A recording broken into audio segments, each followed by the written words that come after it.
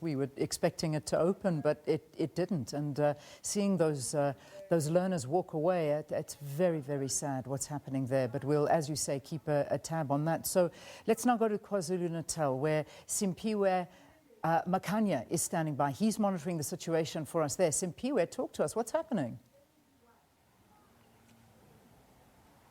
Morning to Julian and Sakina, as well as our viewers at home. We are at the school is Simphiwe Comprehensive High School. When we arrived earlier on this morning, Leanne and Sakina, we saw a number of learners queuing as they were being sanitized and also having their temperatures checked.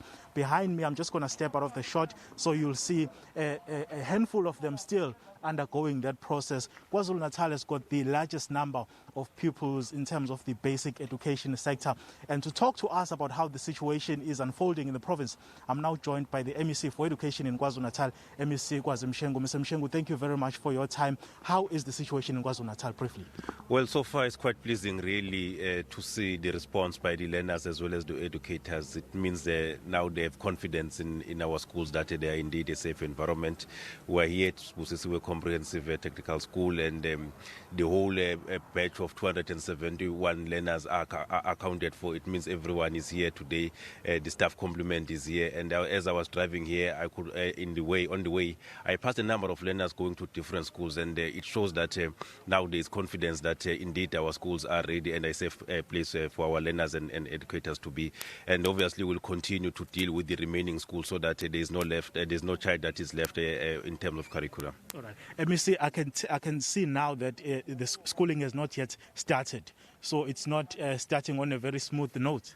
Well, obviously, we will have expected this. This is our very first day. One of the things that I've noticed is that we may need to increase the screening capacity because there's some kind of a delay as all learners and educators get screened before they enter the school. So it's one of the issues that I've noticed that it may not only be this school, but we'll have to look into schools that have a sizable number of learners to ensure that we increase capacity of screeners in those areas. But otherwise, in terms of the preparation of the school, I'm quite certain, I'm quite happy.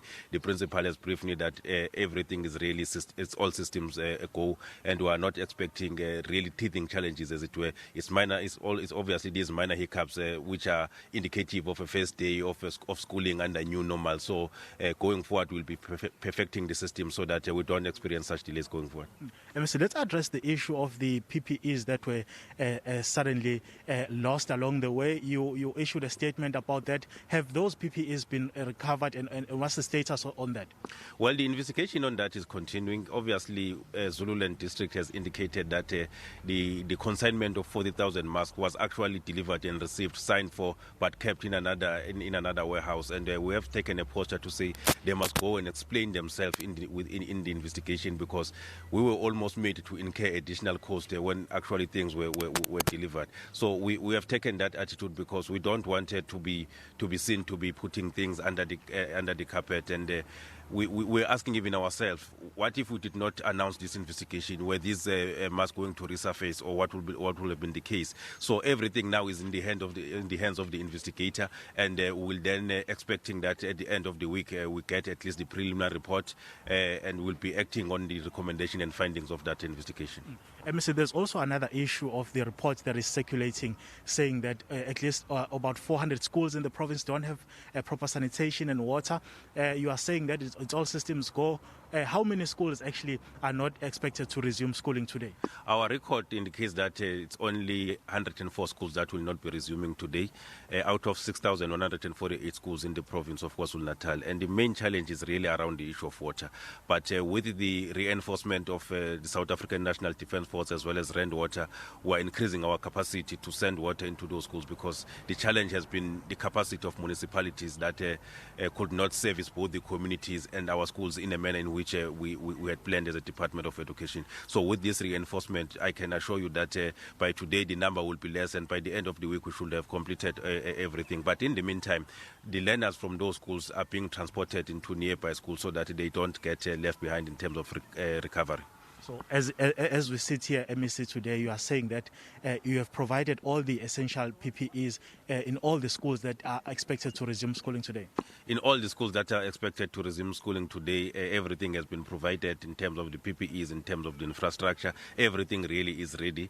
It's only these 104 which we were first to concede that they will not be able to open today because of the challenges of water, but we are also attending to them. Some will be opening tomorrow, others during the week, but our intention is that by end of the week, all schools should be operational. Oh, MEC, thank you very much for your time. Siyabonga. Oh, that's the MEC for Education in KwaZulu-Natal, Mr. Kwazimshengo, saying that they are actually working very hard to ensure that all the schools in the province do have the proper necessary PPEs, as schooling is expected to resume today in about 6,000 schools in the province. Back to you in Johannesburg, Leanne and Sakina. Well, thank you. The miraculously reappeared PPEs in KZN. Well, what can I tell you, Leah? Magic. I know, magic. What I can tell you from here, we're going to take a break. And then we're going to be coming back with some news headlines, which you are going to serve us. So stay tuned to that.